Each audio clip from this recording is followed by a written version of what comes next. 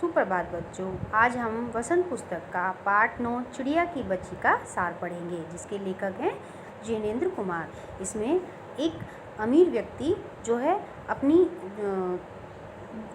उबता या अपनी जो है सूनेपन को बचाने के लिए, उसको भरने के लिए एक जो सुंदर सी चिड़िया को अपने साथ उसको पकड़ने की चेष्टा में क्या क्या जतन करता है, वह इसके बारे में बताया गया है। इस कहानी में लेखक श्री जैनेन्द्र कुमार ने आज़ादी की महत्ता और मनुष्य के स्वार्थी स्वभाव का वर्णन किया है। माधवदास बहुत ही अमीर व्यक्ति है। उन्होंने संगमरमर की आलीशान कोठी बनवाई है। उसके सामने सुंदर बगीचा लगवाया है, जिसमें फव्वारा भी लगा था। शाम के समय कोठी के चबूतरे पर तख्त डालवाकर मनसद के सहारे बैठकर बगीचे की सुंदरता का आनंद लिया करते थे। शाम के समय कोठी के चबूतरे पर बैठकर वह जो है बगीचे की सुंदरता का आनंद लिया करते थे, परंतु उन्हें कुछ खाली सा लगता था। एक शाम एक चिड़िया गुलाब की टहनी पर आकर बैठ गई थी।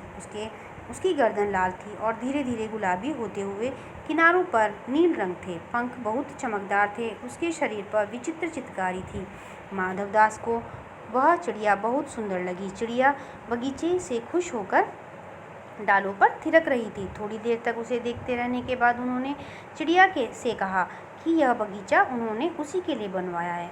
जो है जो उनके जो माधवदास जी जो थे, वो क्या बोलते हैं कि उस चिड़िया से कि यह मैंने तुम्हारे लिए ही बनवाया है। चिड़िया माधवदास की बात सुनकर संकोच में पड़ गई। उसने कहा कि वह तो यहाँ केवल सांस लेने के लिए रुक गई थी। माधवदास ने उससे कहा कि यह बगीचा मेरा है और वह यहाँ रह सकती है। माधवदास की बातें सुनकर चिड़िया थिरकना भूल गई। माधवदास ने उस चिड़िया को उसके सूने महल में रुककर चहचहाने के लिए कहा। चिड़िया बोली कि वह अपने घर माँ के पास जा रही है। वह अपने घर से धूप खाने, हवा से खेलने और फूलों से बातें करने निकली थी। माधवदास ने रुकने के बदले चिड़िया को सोने का पिंजरा बनवाने की बात कही। जो माधवदास थे वह चिड़िया से कहते हैं कि अगर तुम मेरे महल में रुकोगी तो मैं तुम्हारे लिए सोने का पिंजरा बनवा दूंगा, और चिड़िया को खाने के लिए मोती देने को कहते हैं।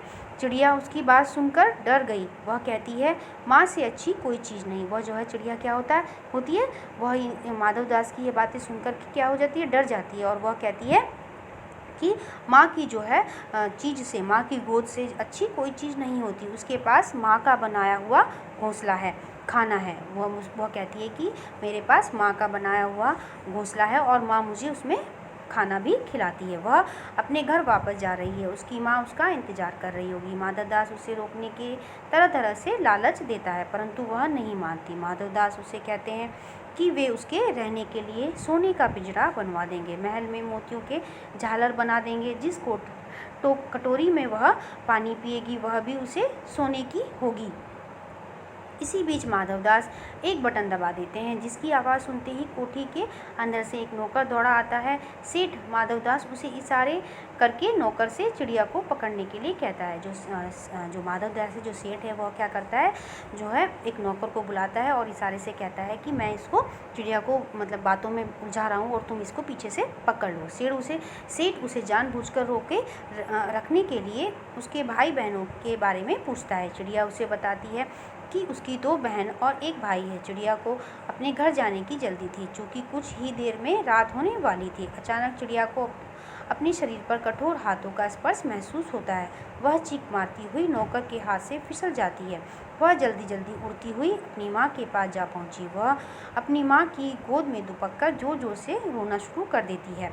माँ ने उसके रोने का कारण पूछती है, परंतु वह कुछ नहीं बोल पाती। वह अपनी माँ की छाती से इस तरह चिपक जाती है जैसे कभी अलग नहीं होगी।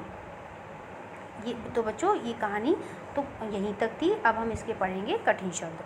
सुहावना यानी सुंदर, व्यसन दोष, अभिरुचि पसंद, रकाबिया तस्तरी, मनसद यानी बड़ा गोल तकिया, तृप्ति पूर्ण संतोष, विनोद चर्चा यानी हंसी मजाक, स्याह गहरे नीले, चित्र विचित्र अजीबो गरीब,